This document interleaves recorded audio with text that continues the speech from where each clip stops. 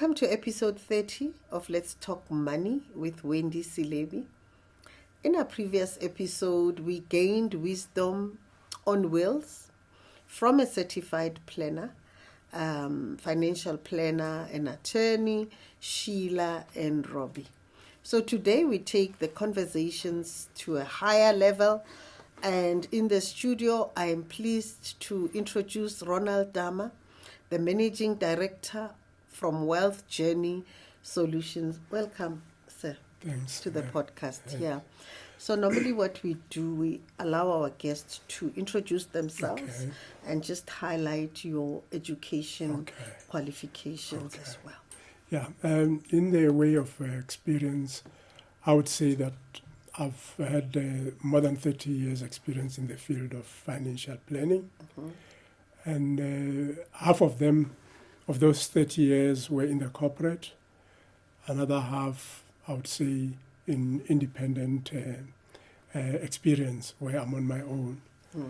And my passion has always been to go out there in the field with a view to add value to people's lives. Not all of us are very familiar with the concept money.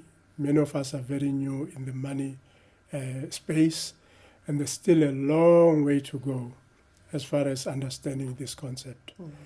And I'm pleased to say that as things stand now, I'm focusing we are focusing our attention mostly on things that matter a lot. Yeah. These are matters related to estate planning. People work so hard. A person spends a lifetime, earning an income and improving their family's lives. But it's all very too common to find that when that person, be it a breadwinner or whoever, is the one who actually is earning some income that, supports this family, all too often we hear of stories where when that person passes away, all those hard-earned assets get sold. And we wonder why.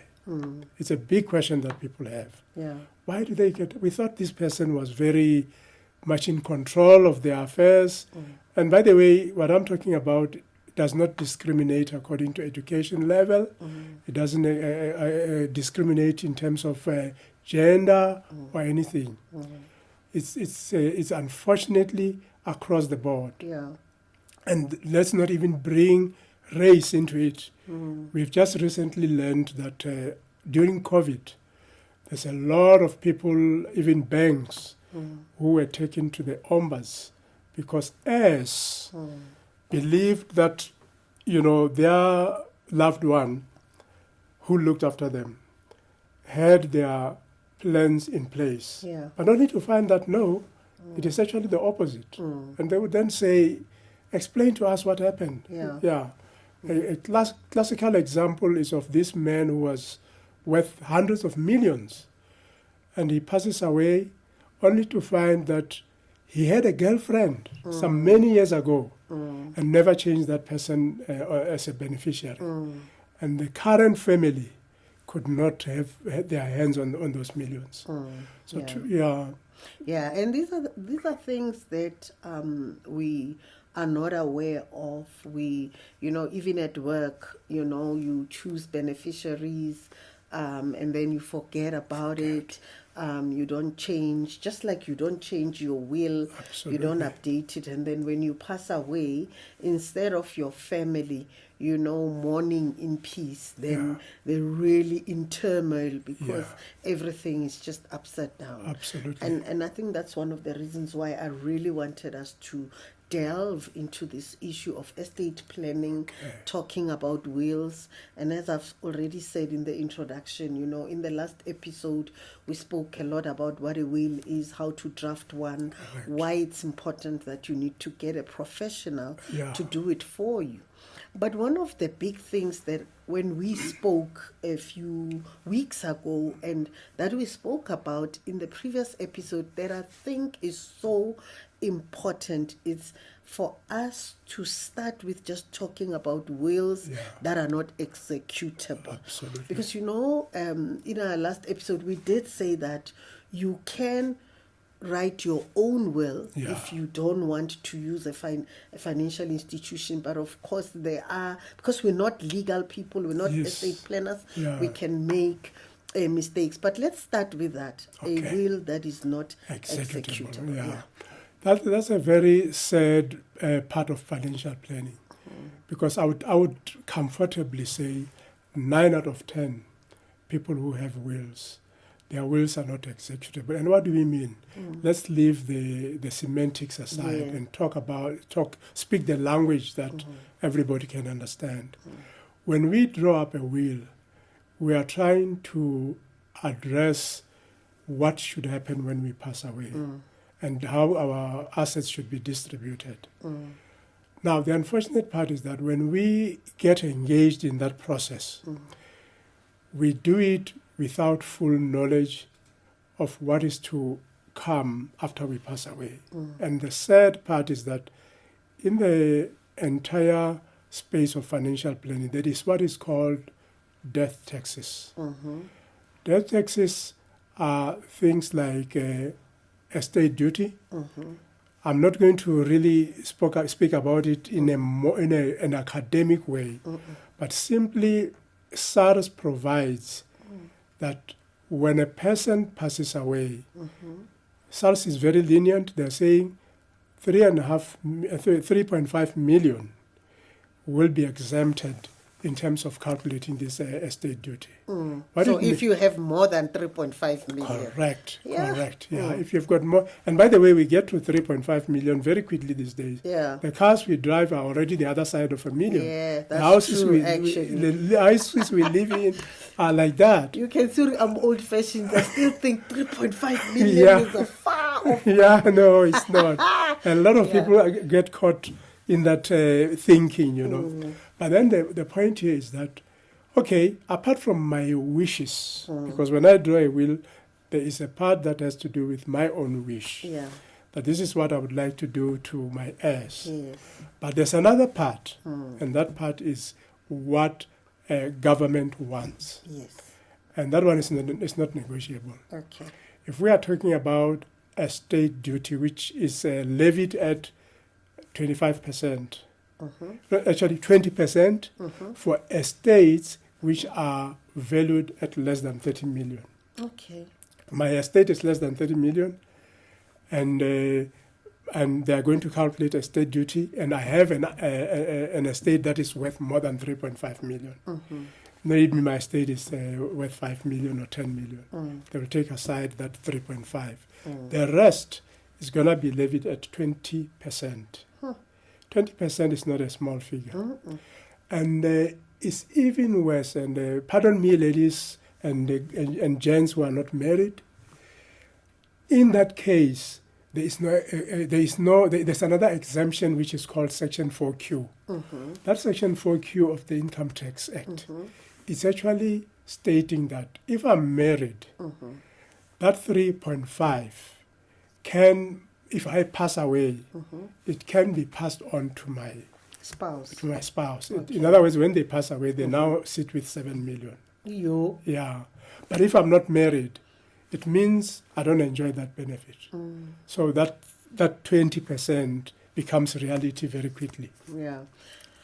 So that shouldn't drive us to just get married with anyone because we want to, or when we pass away, pass it on. No, it shouldn't be like that. Pass out, the 20%. Gain, yeah. All right. But then that's the one aspect, If my estate happens to be worth more than 30 million rand, it means it's going to be levied at 25%.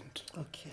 And by the way, this is a person who has been paying income tax when they were still working. But now they are no longer around, but their estate is being taxed in this manner. We are not here to discuss the merits of paying tax or not to pay tax. Actually, we don't have any option. Yeah. But awareness helps us to plan these things accordingly. Right.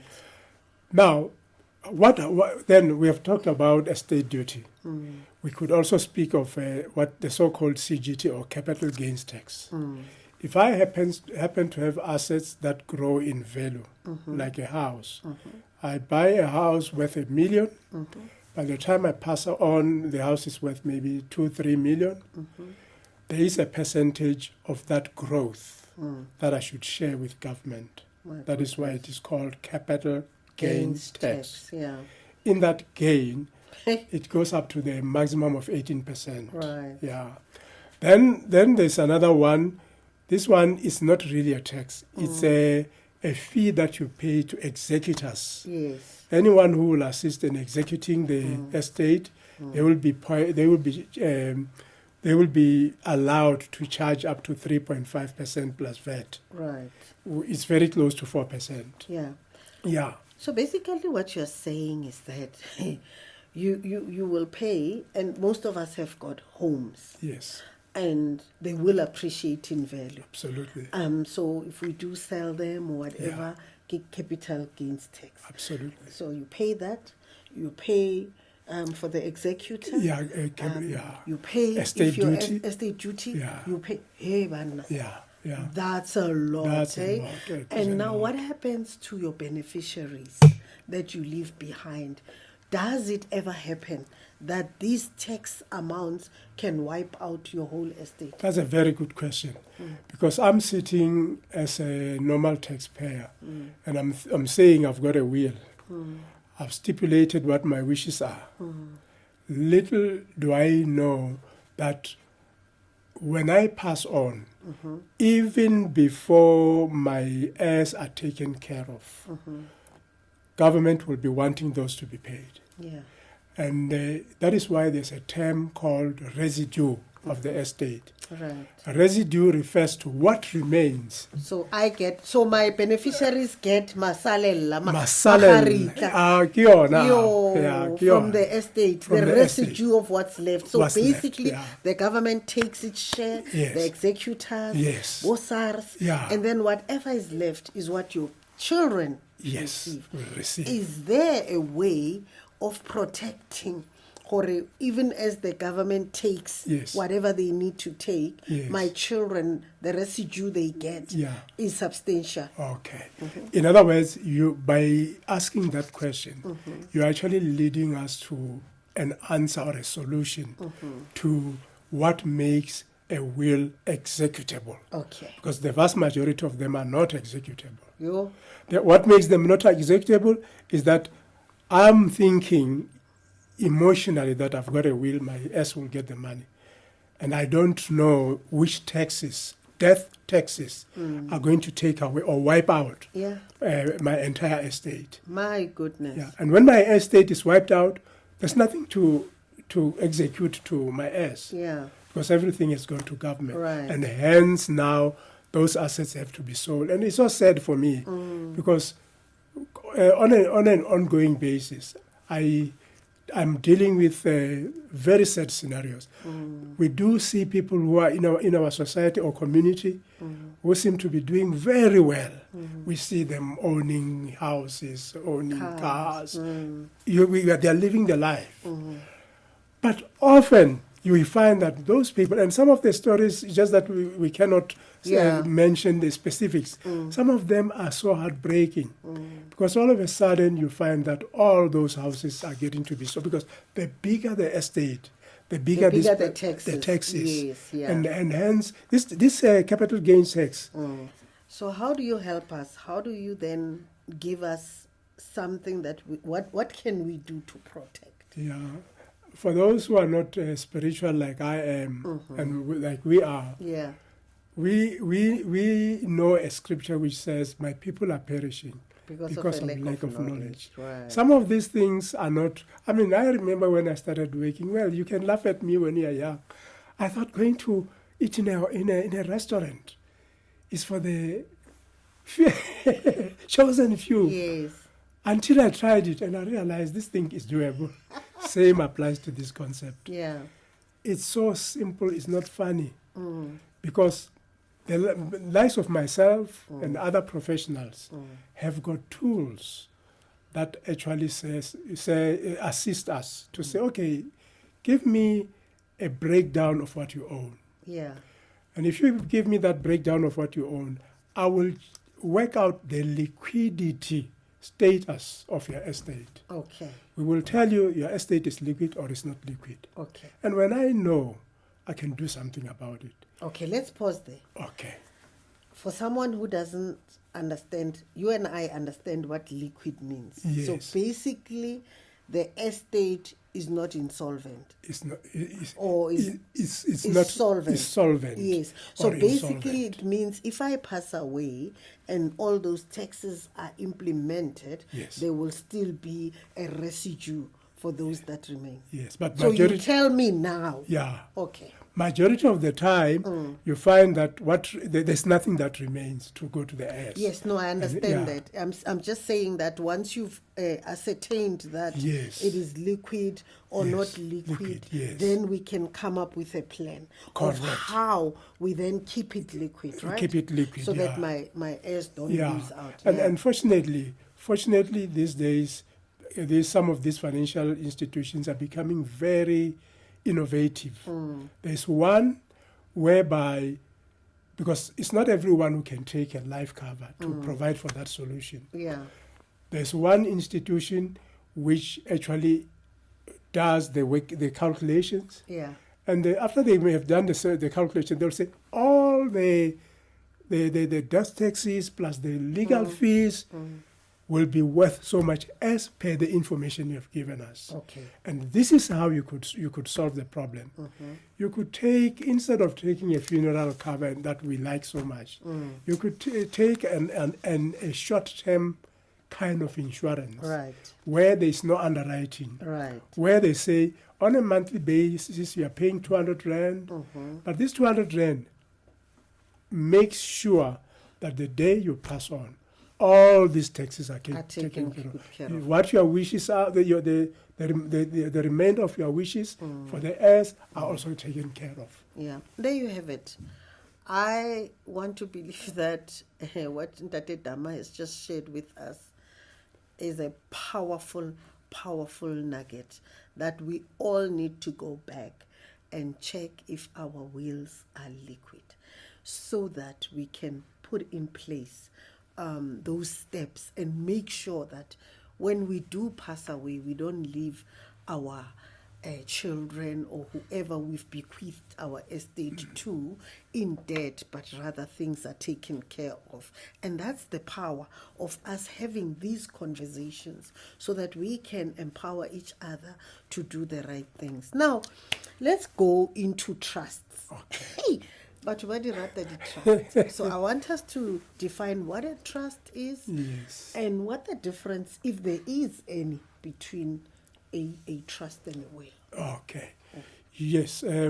Another space where it's also a minefield.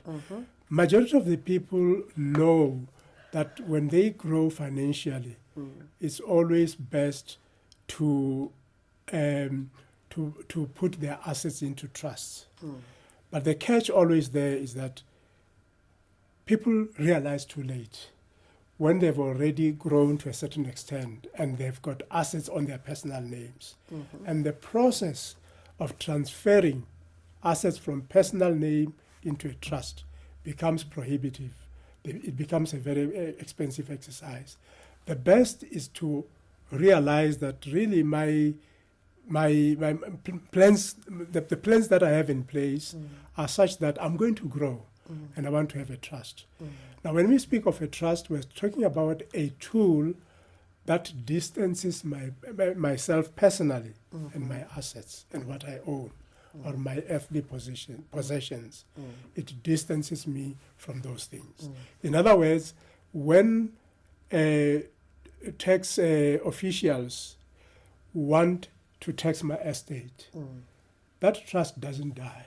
I'm the one who passed on, but the trust lives on. Right. They, without going too much, we can do this as at other times to really define the different types of trusts. But there are trusts which I which I put together when I'm still alive, living trusts. There are those trusts that come into action after I pass away. Okay. And the will is the tool that speaks to those trusts. Yeah. The will instructs the trust. What happens if I am the founder of the trust and I've got trustees who are looking after the trust? What must they do? They will be guided by the will. Yeah. So maybe I just want us to pause a little bit there and go back and talk about the fact that if I have a trust, so if I know that I'm going to grow, then it means I must buy my assets in a company name. Is that what you are saying? How do I distance? So I really want someone that's listening to know how to practically do this. To say, okay, I know I'm going to grow. I don't want all the assets in my name. I want them in the name of a trust. Now, how do I do that? Do I buy the assets in a company, or what do I do? Okay, it's good that you mentioned a company. Yes. That a company is another way. What is often recommended is that what you buy into a trust are growth assets, assets that grow in value. Okay. As we have seen earlier on, that if we put assets of that nature in our own names, we are going to attract a lot of taxes. But if we buy them into a trust, by passing on, it's a non-event in terms of the trust. Yeah. It lives on. So when we add it into a Sesotho Siyazo, because once we talk about these things, excitement comes in to say, oh my goodness, we need to empower people. So we can literally register a Silibi trust, and then whatever assets go into the Silibi trust. Correct. They are not Wendy Silibi's personal assets. No. They go into the trust. Absolutely. So I just wanted the simplification for someone that's watching, because a lot of people always ask me, so how does a trust work? How do I put one together? I think we are answering that question. Although you mentioned another matter that needs to be addressed. You mentioned a company.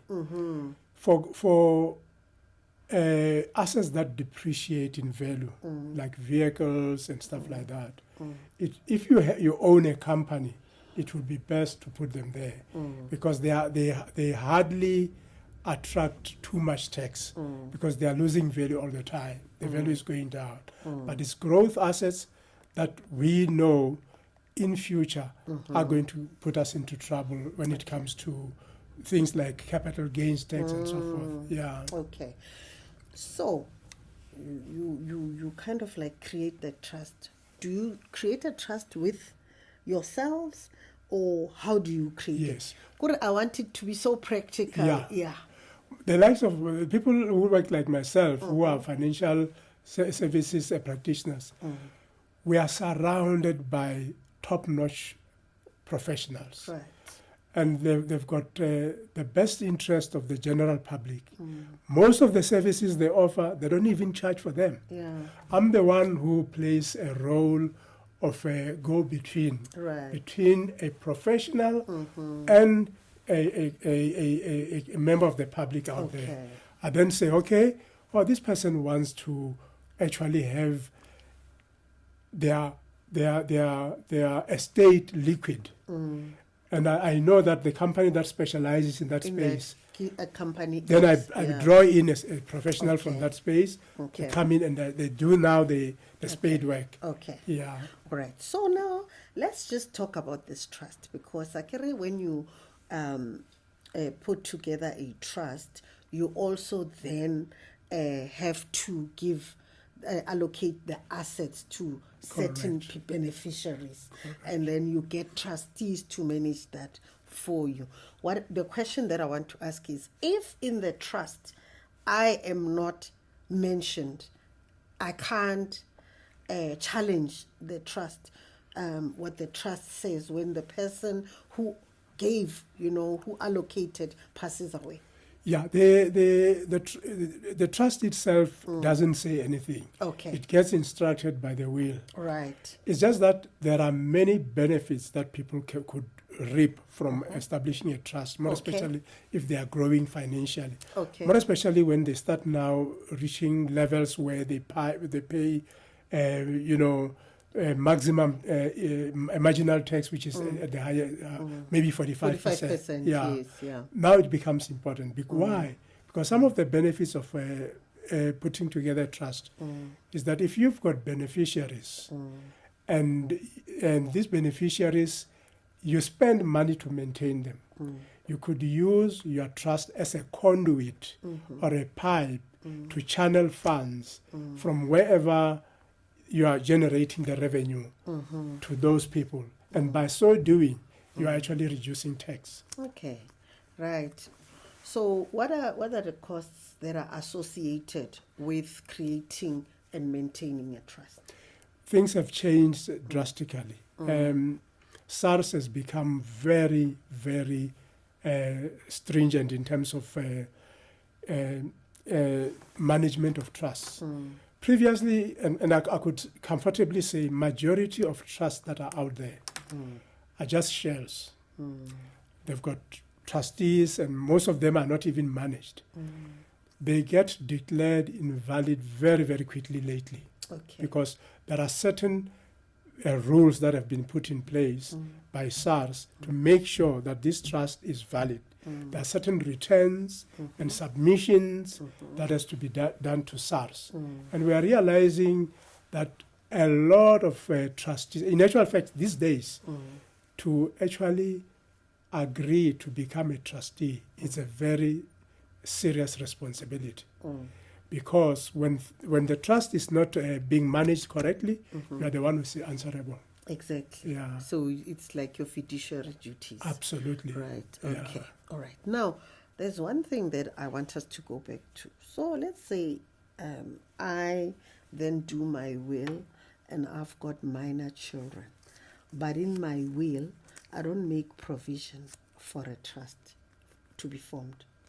Or does it get formed automatically, or do I have to be very specific about what needs to happen? So my question is, if I have minor children, what is it when I write my will that I must make sure is in there so that the will is executable? Okay. I'm happy that you mentioned children.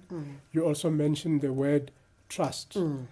Earlier on, I mentioned there are different types of trusts. Yeah. The specific one that you are referring to, I assume, is the so-called children's trust. Right. That one is meant to take care of minor children in the event the parent passes away. Right. Now, that one, if you have young children and you are drawing up a will, it is always advisable to mention two things. The one is that if you are married, to actually appoint a guardian, that in the event the parents pass away simultaneously, the guardian takes care of the funds that are going to look after the children. Then the other one is where now we have that child trust or children's trust. That one makes sure that particularly if I'm married and I pass away and my partner remarries, there may be issues that may arise, like funds no longer being allocated for the interest of the children. But now, when I've got that kind of a trust, I now know that government is going to be coming into the picture and help us administer the funds to look after the children. Okay. Yeah. Is there a situation, or maybe what are some of the situations that can get to a point where people go to court and they challenge a will or they challenge a trust? Oh, these are very practical questions because it's a very well-known fact that when particularly male partners pass away, there are children out there, and the law provides that if there are products like ones that take care of pension, it could be pension that I've taken voluntarily, or a pension that I acquired through employer.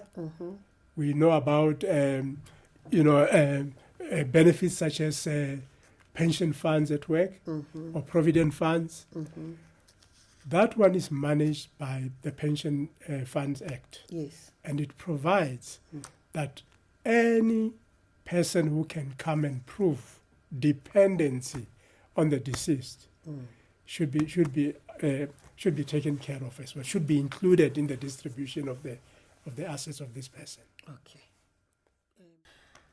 If you haven't got a copy of my book, I wish someone had told me, this is the perfect opportunity for you to order one for yourself, for your children, for your family members, because the wisdom nuggets that are in the book are part of what we are sharing here, and we don't want you to be the one writing a book. I wish someone had told you, when we've shared so many wisdom nuggets. If you'd like to get a copy for yourself, your family members, or your children, the descriptions are below. Yeah, before the break, we were talking about a very thorny issue of people who can emerge after the passing away of a spouse or a partner who could come and lay a claim on the estate. Right. That is very common.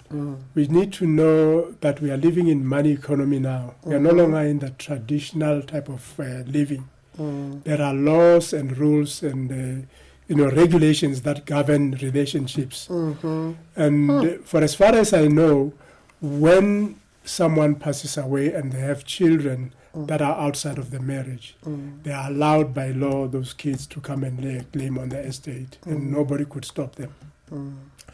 We've got many instances where you find that, even very wealthy people, all of a sudden the relationship was, everything was hunky-dory in the relationship, and all of a sudden these people appear and say, I've got enough evidence to show that this person was either my partner or whatever you could call it, but it was a relationship. I considered this person my partner. Here are the evidence. They were paying for my medical aid. They were paying grocery, giving me a stipend every month, and a lot of other things like that. Because usually when people are madly in love, they hardly think straight. Whereas I like that. They hardly think straight. Love makes you to think. Yeah, funny. And when the chips are down, those things come back to bite you. And we need to take care of those. And we mustn't be religious about these things. I'm not speaking religion in a bad way, but I'm saying even if we are believers, we need to ask hard questions, and those questions should be answered properly. Because if we don't do that, we put our heirs in very, very difficult situations when we are no longer around to answer for ourselves. Somebody once said to me, you know what, I wish that person could wake up a little bit and come and solve their problems and go back, which is so sad, because some of the issues that could have been addressed so easily were ignored. The worst one is when you don't even have a will. When you die intestate. Intestate, that's even. And then nowadays we also have another side, which is corruption. Okay. Where you find in a small vicinity, like in an area where there are local courts there, I've got colleagues there, I could actually swing things and say to my colleagues who are in the legal fraternity and say, make my sister inherit. They once had a relationship 20 years ago, but make them inherit. We know people who have inherited when they were not supposed to do that. And it becomes easier when papers speak and not just verbal communication of these things. No, that is very powerful, honestly, just to know that there are things that you can't wish away. No, you can't. And sometimes I guess our partners they are not honest. There are instances where they didn't disclose from the beginning, or throughout the marriage or relationship they are quiet. Absolutely. It's only when they pass away that all these people then start mushrooming, and then it just becomes a mess. Now, maybe just as a last question from my side, if we are a couple and we draw a will, does it happen that maybe the way we've drawn the will is such that if I pass away, the will can be executable because my husband is still alive? Does it happen? Just repeat the question. So I'm saying we've done a joint will. Joint will, yeah. Yes. Yeah. My husband and I. Yeah. And maybe the way that we've structured it. So I want to know if something like that does happen where we've done the will, but the way that we've structured it has got some loopholes. And then when I pass away, my part can be executed until my husband passes away. Yeah. There are ways and means of structuring the will. One that is very common in as far as disinherited, unintentional, inheriting loved ones, is when you stipulate items. I say my partner must inherit house. I've got several houses, maybe house number what. They must inherit my car what. There were specific items. The common thing there is that usually those things, when they vanish, we forget to revisit the will. Right. And we now, the executors will say, you're supposed to inherit such and such, but that thing is not there. Hey. Yeah. So what is highly recommended? It's usually to make use of numbers in terms of percentages. That of the estate, I would like so and so to inherit such and such a percentage of the value of my estate. Okay. Instead of stipulating items which, can disappear for one reason or another. Or we could have a house go protea, sell it. It's in the will. Yeah. Or if I pass away, my partner must get the house number. So. Yeah. Now we've sold the house. We've moved to a gated community somewhere. It's not in the will. So percentages as the best. Wow. Okay. Wow. That I think that is so powerful. Yeah. The last one is regarding same thing. It's regarding people who are significantly successful. Right. And they've got young heirs, like children. It is often recommended that they stagger the share of the inheritance. Okay. What do I mean by that? If I know that this young man, if I pass on, or this young lady, when I pass on, they are going to inherit a big chunk of my estate, I make a very serious blunder. It is better to test or to actually let the child go through the University of Hard Knocks. Okay. Stipulate a small amount when they turn a certain age. Okay. They will blow the money. Generally, we know they will blow the money. They will have friends. They will party they will party hard. Yeah. And the money will get finished. Right.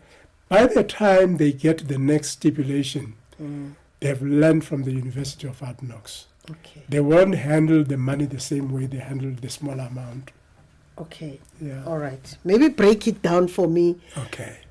I like that idea, because normally a child gets, you are 19, 20, your parents pass away, then they've given you a percentage and maybe it's $500,000 or $1 million. Yeah. You've never handled even 100,000, and then you go out and you blow, you buy cars, like we end up with I blew it. Yes. Now, how do we stagger it? How do we do that? Do we say, if I pass away, in the first 5 years, they must get 10%? That's correct. And then the next tranche, like that. Yeah, because what then happens is that this person has no sense of how long the lump sum will last. And before they know it, the money is gone. And obviously that's where you will know your true friends. The friends will go. Of course. Yeah, and those will stick with you. You might share with them when you get your next tranche of inheritance. Yeah. Okay. Wow. Tate Dama, this has been so educational, so empowering, so much wisdom. I think we'll do a follow-up. Okay. I want to believe there is so much more that we can talk about. Absolutely. We'll definitely do a follow-up Yeah. and really delve even deeper. I think there's Absolutely. much more in estate planning than what we've spoken about. We haven't even spoken about power of attorneys. No. We haven't touched that. There's Marital so regimes. marital regimes. Yeah. Woo! Yeah, no, I think Yeah. we will come back and have another session. But for now, as I usually say, when you have received knowledge, it is not power. It is only power when you go and implement it. I can tell you, I'm going to go and re-look at some of the things that I've done to make sure that I have benefited from this episode. Now, Absolutely.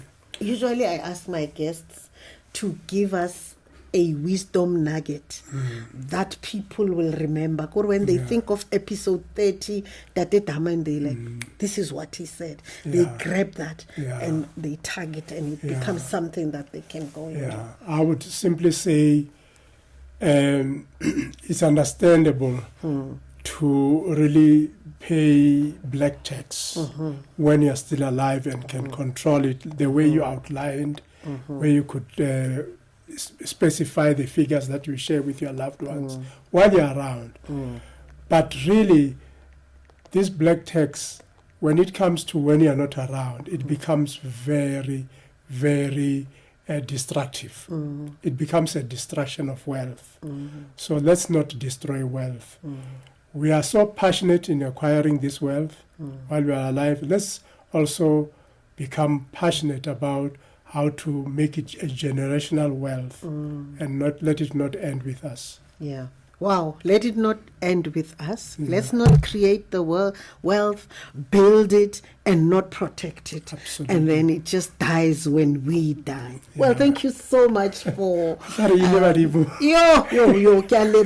you for these wisdom nuggets that you've shared with us. And I promise we will have a follow-up episode. And if you are watching and there's something that we didn't touch on or that has really interested you and you want to know more, you can just send me a note, and then we will respond and really help you walk through this journey. Let's do these things right, And on that note, I'd just like to thank everyone that's been watching the episodes, that's been subscribing.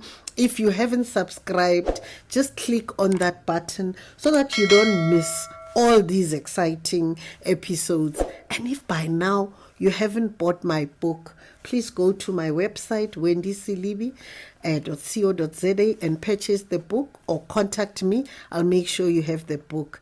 And until we meet again, thank you.